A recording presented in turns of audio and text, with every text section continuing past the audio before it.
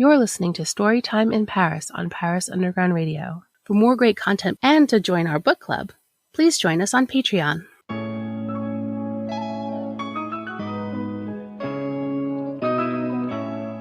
Since well before Victor Hugo looked up at Notre Dame and thought, what if a hunchback lived in there? Authors have been inspired by Paris. Welcome to the Storytime in Paris podcast on Paris Underground Radio, where we keep that tradition alive by showcasing an author with a French connection in each episode. Every episode will feature 5 questions asked by you, our author's biggest fans, and answered live on air. Then our authors will treat us to a reading of an excerpt from their book. I'm your host, Jennifer Garrity. Would you like to join the Storytime in Paris book club? Head on over to patreon.com/Paris Underground Radio and stay tuned to the end of this episode for more information. This week, we have the first of 2 very special Valentine's Day guests, Shani Silver. Shani is the host of a single-serving podcast and the writer of the column Every Single Day for Refinery 29. After 13 years of being single and being made to feel like this one minute part of her life was life-defining, Shani decided that it was time to change the narrative. Her book, A Single Revolution, Don't Look for a Match, Light One, will reframe the way you look at singledom so you can feel good about yourself whether you have a partner or not. Please allow me to introduce Shani Silver, author of A Single Revolution, Don't Look for a Match, Light One. Hello, Shani. Thank you so much for joining me today. Thank you so much for having me. I'm so happy to be here. So can you start by telling us a little bit, for this wonderful Valentine's Day episode, a little bit about who you are and what you do? Sure. Well, my name is Shani Silver, and I am an author and a podcaster. And what I do, I like to think that I am changing the narrative around singlehood, both for the world at large and society's views of singlehood, which are largely shaming. I hope I'm changing that, but most importantly, I hope that I'm changing the ways that single people feel inside of themselves about what we are. That's most important to me because I think that becomes then a beautiful mirror to the outside world of who single people are and how we deserve to be treated, spoken of, thought of. And really, the ways that we deserve to be treated, spoken of, and thought of are identical to the ways we treat, think of, and speak to people in couples. So I hope that's what I'm doing.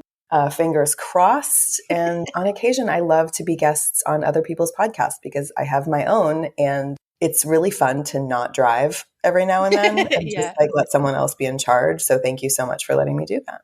Absolutely. And thank you for fighting the good fight. It's my absolute pleasure. When I say I like a good fight, I do mean that. And this is the one I have chosen. I love it. So can you tell us, do you have a connection to Paris or to France? Yes, a very personal one. I mean, it's not like an official connection whatsoever, but I usually go to Paris once a year. It is my favorite place to be. And I obviously couldn't go for a couple of years during the pandemic, and that broke my heart. But I went back over the summer for my 40th birthday in 2022.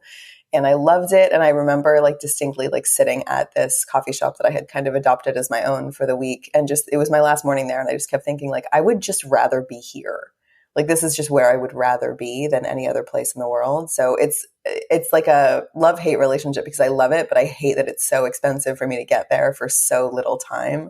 So it has a very, very, very deeply dear place in my heart. I wish I was there all the time, and I'm not because I can't legally live there. I mean, where there's a will, there's a way. Would you ever consider it? I did, yeah. It's much cheaper to live here once you're here. This is true. I did consider it when I left New York. The short list of cities was essentially New Orleans, London, Paris, and maybe Berlin. And it was going to be such a big financial lift to move overseas. And then there were, I mean, you probably know this, issues of taxes in the US and taxes in a foreign country. And it was more than I could mentally take on right after a global pandemic. I was I need an easy move that's going to improve my quality of life. And when I'm ready, I'll make the big one. I have no doubt that at some point I will live in Europe, and it's probably going to be Paris. And I will apologize in advance to anyone I speak to for the inability that my brain has to speak your language. I have been trying to learn for years and years and years, and we just get to this place, this one wall where I start saying everything wrong. And it happens every time. And maybe someday I will overcome that barrier, but I have a feeling I would have to live there first. Yeah, immersion. That's the best way You know what they say is the best way to learn a language is to fall in love in it. So, Well, we'll see. I mean, I used to be fairly fluent in Hebrew, and I just stopped speaking it. I stopped having the opportunities to speak it, and it went away. So I totally get it. Like when you have to speak the language, when it's like a part of your regular life, then yeah. But yeah, it would be nice. It would be nice to live there someday. yeah, well, hopefully you make your way over more permanently. I can attest to the fact that it's a good thing to do. It improves your life, or it improved mine anyway. I'm quite happy. Amazing. Amazing. So your book, A Single Revolution, can you tell us a little bit about what this book is about? You kind of did in your introduction to yourself, but can you tell us a little more specifically what your book is about? Sure. So my book is called A Single Revolution, Don't Look for a Match, Light One. I basically wrote the book I needed to read because I didn't always feel the way that I feel about singlehood. I didn't always feel good about what that said about myself and my value and my worth and things like that. I spent about a decade just absolutely miserably single and endlessly clawing at any opportunity for partnership, just digging my way through dating apps for 10 years, digging my way through social interactions for 10 years, like constantly scanning every room to see if there was like a potential partner in that room for me. I was exhausting myself. For a decade, I was exhausting myself to no avail because I didn't know that there was another option. I thought the only way out of singlehood was finding a partner. It's not. Singlehood is built as this like shameful, horrible thing that you have to fix, you have to end. And the only way to do that is with a partner, but that is simply not true. You literally can reframe your mindset around singlehood to enjoy it. And the best thing about reframing singlehood for yourself is that it's not a lie. You're actually telling the truth. Everyone loves to think that when someone's like, oh no, I'm happy single, they're like lying to themselves, which makes me want to kick people in the face. But like, it's genuine and it's real and it's true. And it feels so unfathomably good to go from a place of just desperately needing a partner to desperately needing to hang on to your singlehood and your individuality, because no one deserves to invade this unless they are really, really the partner for me, really the partnership for me. That's the only way I'm willing to leave my singlehood is for the right people. And I wouldn't have said that a decade ago. So I wrote a book to help other people. I typically describe it as a hole. Like we're in this hole, this dark and horrible, miserable hole. I found a way to climb out that didn't involve finding a partner. So the book is me throwing a rope down into the hole and helping other people climb out. I think that's so important. You know, I've had a similar journey, and when I say I'm happy as I am, you know, there's always like, yeah, sure. Well, you're happy enough. I'm legitimately happy. Like I have the best dog in the world. I've got a great apartment. Like if what is out there isn't better than what I have in here, I don't need it. And I was always sorry, I totally cut you off, but I was going to say like the amount of happy that people think single people can be has a cap on it. Yes. But they completely ignore that same cap exists for people in couples. And like, I don't need people in couples to be miserable in order for singles to be happy. Like, what purpose does that serve? We want to be in a couple. Why would I want to think that people in couples are miserable? But the capacity for happiness is identical. Single, partnered, poly, whatever. Like, it's all the same. It's all the same. Yeah, it's just different places. You know, I don't, like you point out in your book, I don't ever have to compromise. I can do whatever I want, whenever I want. And okay, yeah, that means that I don't get to do things that have a partner necessarily. But when you're in a partnership, you have to limit yourselves in all sorts of other ways too. There's pluses and minuses to everything. And I love that you point that out. For sure. And I think the longer you are content and the longer you value your singlehood, the more you start to put in perspective all of those little compromises that people say you're going to have to make. Because yes, absolutely, there will be compromises that are very important to the strength and the health of a relationship for sure, but not that many. I'm not going to compromise myself, and I'm not going to compromise my individuality. And I would never want to be with someone who would compromise himself for me. Yeah. I wouldn't want that for someone else, especially not someone I love. It's just the perspective shift is so significant. And if you've never asked yourself, what really is so bad about being single that I'm trying to run from it so fiercely? If you never stop to ask yourself, I really genuinely feel like singles are missing out, because the worst day to figure out that singlehood is valuable is the day you get married. I'm so worried that there are so many people waking up like a month after the wedding, you know, fun stuff has ended. I'm scared that they're waking up and being like, what the hell did I just do? Like, you know what I mean? It's like, I would be very worried for somebody who never enjoyed their time alone, because we're not going to have it forever. I don't believe that we'll have it forever. Yeah, I agree. And also, as you point out, like, we don't know how long it's going to last. So why be miserable for 5, 10, 15 years when you can be happy and that person will show up when they show up? Precisely. I was talking to, in the advent of this interview, I've been talking to friends and family about your book. And they, so many of them say things like, well, what solutions does she offer? And what tricks does she have? And I'm like, well, you're absolutely missing the point. You don't have to solve, there's no solution if there's no problem. If there's nothing wrong with being single, we don't need tricks. We don't need a solution. We can just actually be happy right now. And it's so ingrained in our brains that that being single is something that has to be fixed. It's hard even to like start the conversation. Of course it is. Of course it is. That's all they've ever known. Literally, the notions of singlehood, the opinions of singlehood, imagine them as like a wall of water just coming at you, like a giant tidal wave coming at you. The ways that I speak about singlehood, it's a raindrop. I'm trying my best to impact this wall of water, but it's going to take a while, I think. It's hard to change the minds of everybody. And the reason I do it so fiercely and continue to do it is that I'm right. I know that I'm right. And I know that a dating industry that's trying to take advantage of singlehood vulnerability, therefore perpetuating that vulnerability by telling single people how wrong they are, I know that they're not right. And that's what allows me to like continue to get out of bed every morning and continue to read, terrible comments about myself on social media and things like that. I know I'm right. So that gives me a lot of confidence and fortitude. And it also helps that like I can actually see myself helping people because they're telling me. They're telling me that they feel better. They're telling me that their mental health is improving. What business do I have doing anything else with my time? If I'm helping somebody feel better, and I keenly remember the feeling of being singlehood unhappy. That kind of unhappy is a deeply dark place, especially if you've been there a very long time, especially if you have been trying not to be there for a very long time. It is an unwellness. It genuinely is an unwellness, physically, mentally, emotionally, everything. And it's so painful. It's even hard for me to talk about it, like when I think back to prior iterations of myself. So if I can help someone who used to feel like me feel better, oh my God. Like, I don't care if I'm a raindrop. I'll keep raining. I don't care. I don't care that it's going against the grain. I don't care that it feels like I'm trying to turn the Titanic.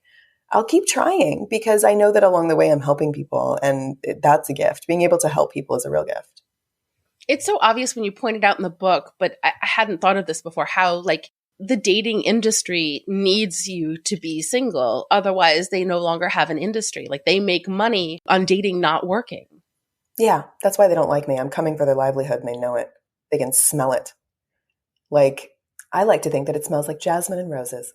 It's coming. It is absolutely coming because taking advantage of people's vulnerability isn't going to last forever.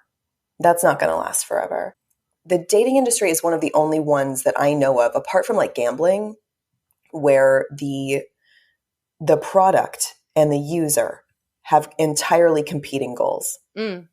Because the dating industry stops making money if single people aren't single. So they want to keep you single for as long as possible.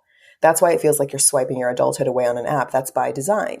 If you partner up, they lose your money. Why would they ever want you to find a partner? I happen to believe that everyone who partners on a dating app, and I also think that those numbers are way lower than we like to toss out or imagine they are. Every time that happens, that's an algorithmic accident. That was not the dating app's intention. But think of it this way. If you put 1 million people in a stadium, any million people, a few of them are going to fall in love. We're human beings. This is a proclivity of human beings. Human beings fall in love. It's one of the things we do. So yeah, I have a hard time attributing success and quality to a dating app that's partnering people by accident. It doesn't want you to partner. It wants to keep getting your money for as long as possible. It's so logical when you say it like that. I am a logical girl. Have you always dreamed of owning a place in Paris? If you're planning on moving, renting, buying, or selling a place in France, you'll need the expert guidance of Gail Boisclair and Marie Pistinier, hosts of the Paris Estate of Mind podcast. Listen now to Paris Estate of Mind on parisundergroundradio.com or wherever you listen to podcasts. We'll be right back with Storytime in Paris after a word from our sponsors. And now, back to Storytime in Paris. You talk a lot in your book about the pressures that single women face. Can you talk a little bit about how you see the differences between how the dating industry treats single women versus single men? Oh, I don't know that we have to. I think everyone listening is keenly aware of how single women are treated versus how single men are treated. Single men are treated like catches, and single women are treated like expiring products in the back of the fridge. So that's another way it's wrong. And that's another way I know I'm right, because everyone of every gender on the planet has equal value to everyone else. I don't care if you're single. I don't care if you've been married for 20 years. We all have identical value as human beings, but women are portrayed as expiring and men are portrayed as rare.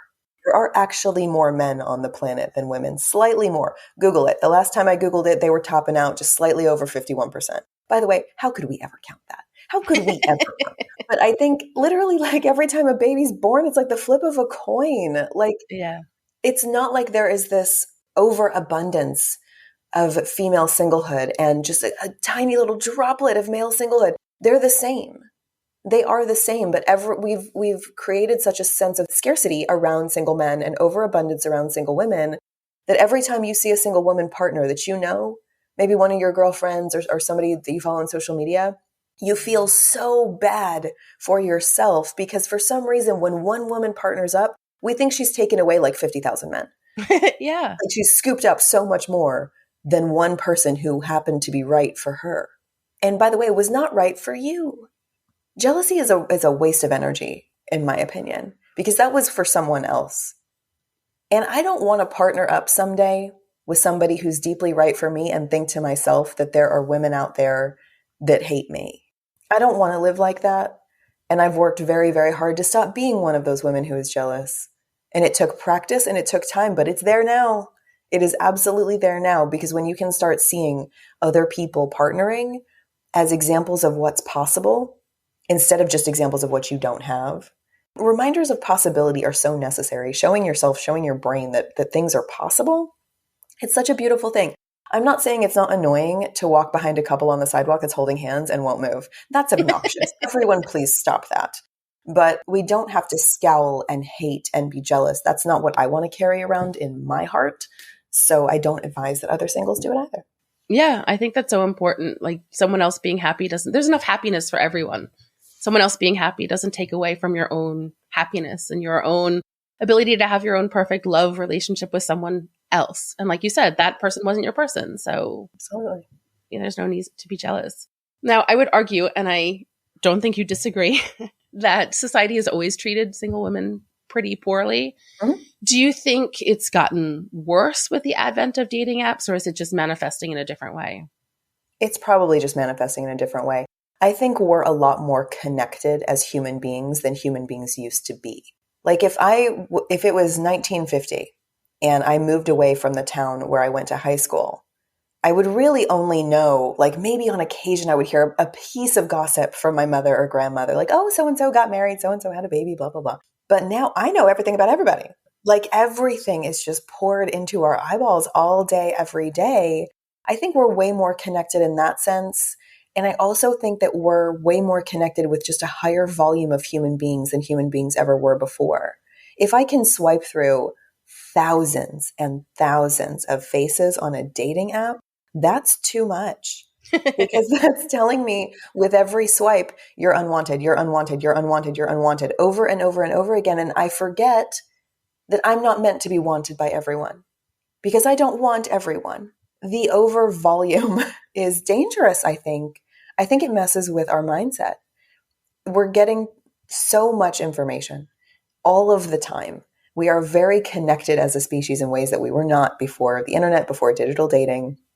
And that toy was released upon the world without a book of instructions.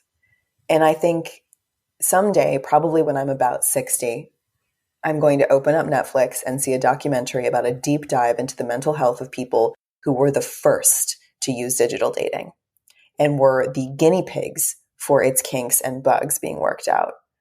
And I was one of those people. So I think we're going to see in the future a bit of a reckoning with what it has done to people and how it has taken advantage of people, emotionally, mentally, financially. I think someday there will be a reckoning, and I'll be cool with that. whenever it comes. I'll just be happy that it happened. I wish it was happening right now, but things are slow.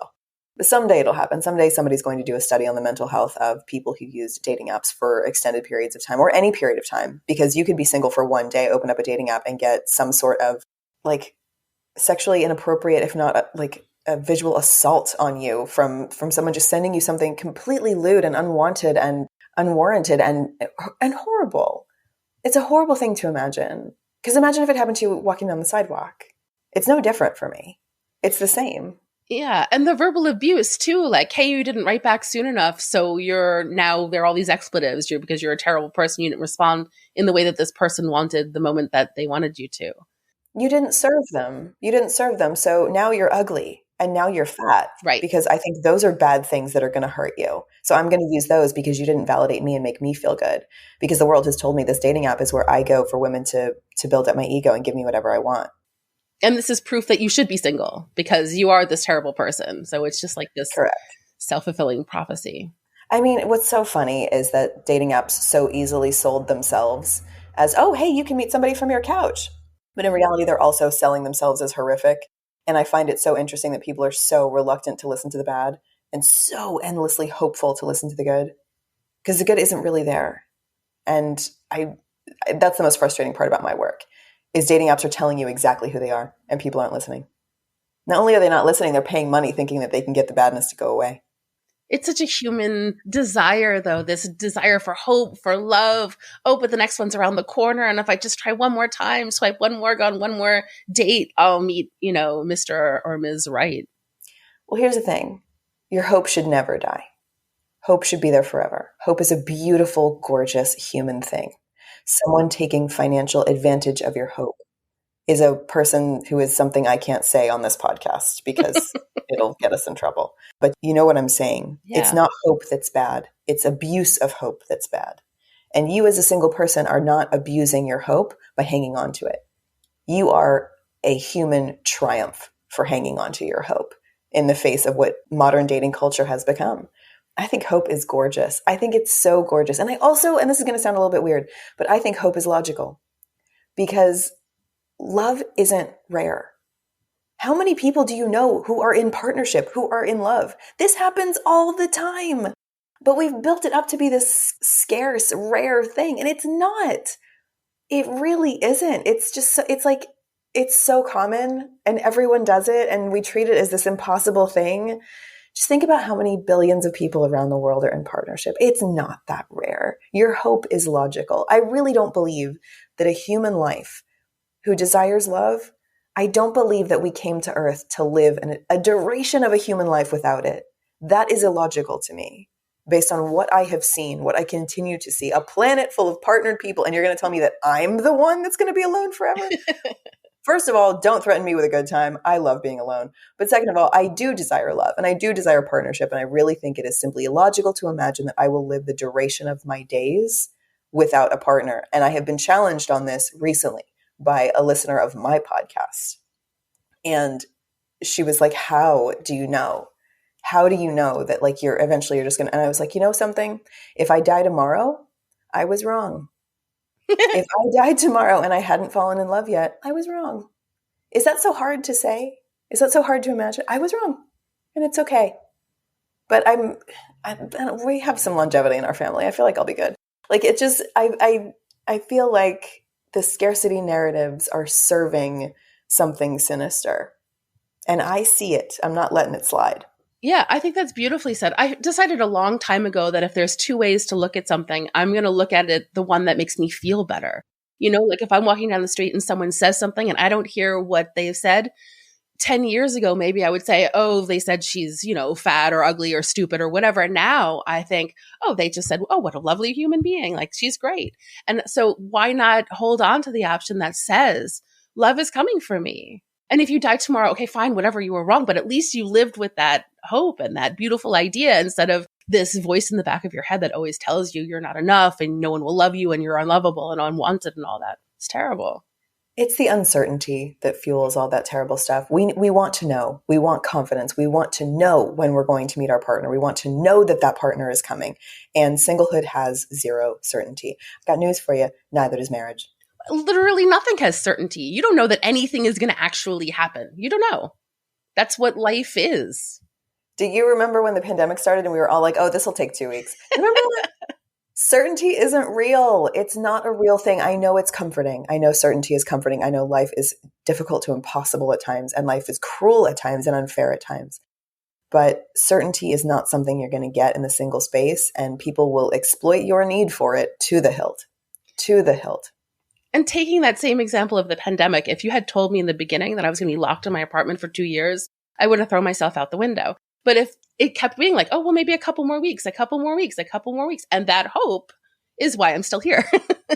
I think hope is why humanity is still present on this planet, honestly. Like things get really, really hard, really rough. There are such challenges to being a person.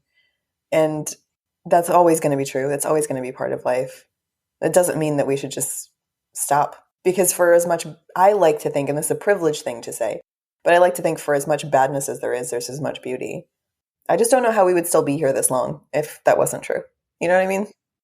Do you have different advice for women in different periods of their life? Like, would you say something different to someone who's 19 versus 29 versus 39? No, I would never want to interrupt anybody's timeline. They're going to learn what they're going to learn when they're going to learn it. And here's the real difficult part. You can't hear something and really take it in until you are ready. And that's going to happen on your own timeline. Because if you went back in time and handed my book to me at 19, it would have been holding up a table leg. Like there was nothing about me as an early 20s person that would have listened to this. I just simply was not the person who could entertain it yet. And I know that I am able to speak to people who are much, much younger than me. I know I'm able to speak to people in their 20s, early 20s sometimes, and it resonates and they love it. And that just delights me to no end because I like to think in generationless terms. And what's so funny is that the only people who ever ask me if the book is age appropriate for them are much older than me. Never anyone younger, because they still feel included in life. But we make women over a certain age feel excluded. And I have to tell them that this is for everybody. So I just think absolutely generationlessly, if that's even a word. Sure. But and whatever age you are, if you're not ready to hear something, you're not going to hear it. But it's here when you are ready. And I can't convince anyone to stop hating their singlehood. If you want to hate it, do what you got to do. But when you are ready, I like that my work is here for you. So what do you do when those voices come back, if they still come back, that say something is wrong because you're single? Yeah, they're gone. I don't think that I'm single because of something that's wrong with me. If anything, I get tired about the duration of my singlehood because it has been 15 years. And happy or not, that's a long time to live without holding someone's hand. That's a long time. So that sort of stings sometimes, but also not, because my life is my own. My timeline is my own. And the older I get, maybe ironically, like the happier I am that my timeline looks so different to everyone else's. So I used to think in terms, when I was unhappy in my singlehood, I used to think, God, whoever he is, he better be worth this. This hell that I'm living in, he better be worth this. And I don't think that way anymore, because what a terrible burden to put on a human being. What a terrible burden to put on a relationship. I haven't lived my life in waiting for someone. I am living my life for me, and it's a whole, valid, complete life. And when I meet someone and they come into my life, they will not be completing that life. They will be adding to a life that is already complete. And knowing that difference for yourself will pull you out of so much singlehood misery. And I want that for other people. But yeah, there are low moments for sure. I'm a person. I mean, most of my anxiety is going to be about like paying taxes and health insurance and, things like that. The real difficult stuff. It's not going to be about like I'm single because I'm unattractive or unwanted or unwantable, or somebody Googled me and saw what I did for a living and ran for the hills. Keep running. If you see me and you run for the hills, keep running fast and far. It's the ones that I don't scare that excite me. And if that means that the duration of my singlehood is longer, so be it. It's not a bad time. I'm not having a bad time. So yeah, there's not as much negativity as there used to be, not by a mile, but I am a human being who feels sad sometimes, and that's okay. The sadness always passes. Are you searching for spiritual guidance?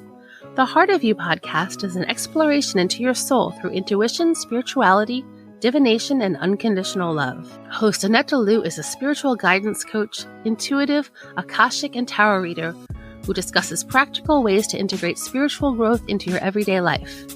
Listen now to The Heart of You on ParisUndergroundRadio.com or wherever you listen to podcasts. We'll be right back with Storytime in Paris after a word from our sponsors. And now, back to Storytime in Paris. You mentioned that you come to Paris every year. Do you find that you're treated differently as a single woman here as compared to how you were in, say, New York or now in New Orleans? That's never come up. It's never come up. I've only ever gone to Paris alone. There was a trip many years ago with girlfriends, but I'm alone in Paris and I don't have friends in Paris, really. So I'm just operating in the world by myself, and wherever I'm dining, I've made a reservation alone, hopefully to sit at the bar. Or if I go to a cafe and I'm by myself, nobody looks at me weird, nobody treats me weird, but neither does anybody in the US. I don't know that that's a thing that I've really encountered. And I think everybody thinks that when I go to Paris alone, I'm going to be instantly tripping over all these attractive French men that want to take me on dates. It's never come up. It's never happened. It's a non-issue. Do not think of my life in rom-com terms. You'll be very disappointed. It's just not a thing. It hasn't been a thing. I'm really trying to think about, times that I've been sitting in a restaurant or a bar alone in Paris. I'm trying to think if there was any difference. And I really don't think there is, because human beings they exist in both places, France and the US. And no one cares that you're sitting alone. Do you know why no one cares that you're sitting alone? They don't notice. They're sitting with whoever they're sitting with, and they're having a great time. The only other people that ever notice you're sitting alone are people who are also sitting alone, and that's because they're trying to decide if they want to talk to you or not. They're trying to work up the courage, or they're afraid to start up a conversation with you because what if you're awful and annoying and they are then locked into a conversation? I get it. You don't have to talk to me. Enjoy your cheese. I'm enjoying mine. It's okay. It's never been an issue. Being treated as a single person has never been an issue in France because I'm typically only there for about a week, if that. It's hard to go to Paris by yourself, and not split hotel costs and stuff like that. It gets very expensive very quickly. But you know what else? The having fun part in Paris is never expensive.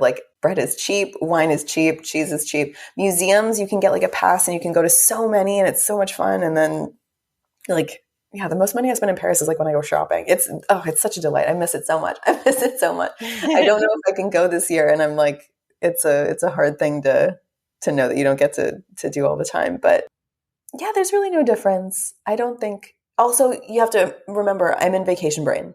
So I'm happy as a clam. There's very little that can bring me down when I'm walking around in Paris. But no, I think the short answer is no. I haven't noticed any change in the ways that I'm treated in terms of being single. Well, that's good then. It sounds like at least it's not a negative experience in either of those places. Nah. I think you're right. Most people don't notice anyone but themselves. Mm-mm. So seeing as how this is our Valentine's Day episode, do you have any rituals that you perform for your own Valentine's Day? Is there anything that you do? No, I don't care.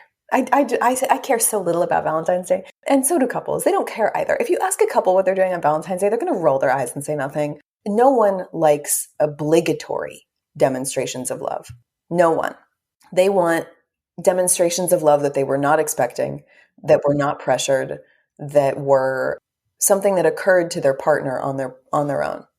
That's romantic. Spontaneous thoughtfulness. Yes, there you go. Oh man, I was in a grocery store yesterday with my best friend and I was like, if a man ever comes home with grocery store Valentine's Day gifts for me, I want you to take me out back and absolutely beat me to a pulp. Wake me up out of that existence. No, I don't have any thoughts about Valentine's Day, but other people do. And if they do, I just want them to know that it's just a date on a calendar. It doesn't have to, I don't necessarily think that holidays and big calendar moments are helping single people out at all. I think they're taking away our self-esteem and self-worth. Sometimes I think they're also taking away our creativity and individuality. Your New Year's resolutions can be made on May 13th. It doesn't matter. Your fresh start is whenever you want it to be. And Valentine's Day is just a day on a calendar. And I know intimately how terrible it feels when you're at work and all these flowers are getting delivered and you know that none of them are coming to you. You know that none of them are coming to you. That doesn't feel good. That will never feel good. But just because it feels bad, that doesn't mean you have to be afraid of it. That doesn't mean you have to avoid it. And that doesn't mean that it says anything negative about you at all. At all. Like, the feeling of being left out implies that couples are the ones included in, and they're not the only people who deserve love or get love. And you don't have to just sit there and wait to be disappointed. You don't have to sit there and wait to be sad. The throwing up of our hands and thinking there's nothing we can do, that doesn't sit well with me. If you are in an office of people, I'm assuming you're not the only single one. So what are the two of you or the three of you in your office going to do on Valentine's Day? Where are you going to lunch? Are you exchanging gifts? Do a Secret Santa for Valentine's Day with the single people in your office. Why can't you do that? Why can't you do something that makes the day feel special to you too? In fact, the more creative you get, the more special and romantic that feels to me, as opposed to somebody who sent me flowers because they know they had to that day. It's not a less than version of love. It's not a less than version of affection or celebration or friendship. It's not less than to me. It's actually better because you had to be a lot more creative. I think you'll find that people in the room and couples will have wanted to be included in what you did too. Amy has asked me to read an excerpt of her book for her, so I will do that now. I'm going to read from the introduction. I wrote this book for all single women who are so damn sick of feeling ashamed, helpless, and exhausted all at the same time. We deserve wonderful relationships, and we don't deserve to be miserable until we find them. Through single shaming, social media, comparison, and a dating culture akin to a festering bog of chemical waste, single women receive nothing but messages telling us that we're wrong. Every product, television show, movie, song, or piece of content created for us relates to solving singlehood via dating and partnership. It's society's way of reiterating to us over and over again that we're not real yet. Our dating culture and single-shaming society both tell us that our singlehood is a problem that's all our fault, while passively watching dating itself get continually more trash, and honestly, a revolution is the very least we can do. Blame isn't working for single women. All of this is why I'm single memes aren't helping anyone, and honestly, they weren't funny to begin with. I don't like limiting my beliefs about singlehood and dating so much that they can be attributed to or blamed on anything, and certainly not solely on single women who bear the brunt of what dating culture has become. Modern singlehood can be a miserable experience, and a lot went into crafting this culture. My personal theory, just one of them, I have many, is that dating advanced from a technological and cultural standpoint much faster than societal views of single women did. The words used to describe us are relics of a very outdated way of thinking about being single. We're dating in the present and being shamed in the past. Seems fair. My fear is not that single women will end up alone. I've yet to see a clear indication of when end up actually starts. Instead, my fear is that single women will continue to focus so narrowly on finding someone that they restrict the aperture of their lives down to a pinhole. We are sitting on the freest, most potential-filled parts of our lives. Let's reframe the way we think and therefore feel about being single. Let's learn how to let more light in and live. This is not about data and numbers. This is not yet another tool to scare single women by feeding us stats about how many more women than men attend college or whatever else people want to turn into clickbait today, while at the same time not giving us any sort of coping strategy or solution. I can't solve the numbers, but I can help you feel better no matter what they are. This is about the day-to-day reality that affects the lives of single women and their self-worth, and how to feel better as we move through the world. Understand that you deserve to feel better about your singlehood, and feeling better is within your capability. There is value in you just as you are right now. I'm sorry that societal single shaming and a dismissive dating culture have tried to cloud that value from your vision. I will not simply point out a problem. I will provide an actual solution that's achievable without reliance on anyone or anything outside of ourselves. Dating sucks? Let's stop sending screenshots to our friends and posting rants on social media and start actually doing something about it. As mentioned, I'm quite direct. I hope you're on board.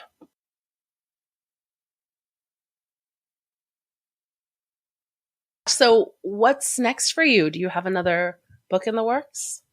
That's a great question. And I've been so uncomfortable trying to answer this even for myself. So answering it for others is really difficult for me. So a second book, absolutely. What that's going to be and when that's going to be is changing for me all the time. And it's been a really, really hard, 2022 was a really hard road in terms of book writing. And it made me feel really, really bad about myself. And it made me feel like a failure. And I don't like those feelings, but I'm human, so they happen. So yeah, absolutely, there will be another book. In the meantime, there will always be writing and podcasting. And I have a newsletter now that's exploring things in addition to singlehood that's really helping me stay creative and alive and like I don't want anything to become rote or habit. I want it to always stay fresh and be renewed all the time. So writing about stuff that does not have to do with singlehood has been making me feel really creative in the singlehood space, ironically. So yeah, I have a podcast that publishes every Monday and will continue to do so. My first book is still my baby, and it's on Amazon all over the world, which makes me really happy. And my newsletter publishes every Thursday. It's called 1982, and it's about our childhood. It's about taking things from when we were young and discussing what that means for us now, and healing from some stuff that maybe we can, and laughing at stuff that we definitely can, and talking about how mad I am that I threw away my Jane magazines. Like all this stuff from. Oh, I loved Jane. So yeah, I think for now, no massive announcement, but I will keep fighting this good fight. And there are so many different ways that people can connect with me in that space if they want to. Yeah. And so what are your socials if people want to keep up to date with what you're doing? Sure. Social is very easy. It's at Shani Silver on TikTok, Instagram, Twitter, for as long as we happen to have Twitter. And then on Substack, my newsletter is called 1982. On Patreon, I am Shani Silver, and that's where my podcast publishes every Monday morning, and that's the only place my podcast publishes, so you can find it there. Fabulous. Thank you so much. This was such a wonderful conversation. Thank you for having me. Thank you again to Shani Silver for being such a lovely Valentine's Day guest. You can find Shani at Shani Silver on Instagram, Twitter, and TikTok, and on her website, shanisilver.com. Please join me next week for part 2 of our Valentine's Day special, when I'll be speaking with designer, illustrator, muralist, and author Timothy Goodman about his book, I Always Think It's Forever. Check back to see if your questions have been answered and to hear a reading from his book. Thank you for listening to Storytime in Paris. Please remember to rate and review us and also tell a friend. The more people who know about this podcast, the more we'll be able to grow and the more I'll be able to share fabulous books and their authors with you. Join the Storytime Book Club, which welcomes authors who have been featured on the podcast to come talk more in depth about their books. Since we keep the podcast spoiler-free, this is the perfect chance to get all your specific questions answered. Please visit patreon.com/Paris Underground Radio for more information. I'm your host, Jennifer Garrity. You can find me on all socials at Jennyphoria. That's JennyPhoria. Thank you for listening, and until next week, happy reading! This episode of Storytime in Paris was produced by Jennifer Garrity for Paris Underground Radio. For more on this show and shows like it, please visit parisundergroundradio.com.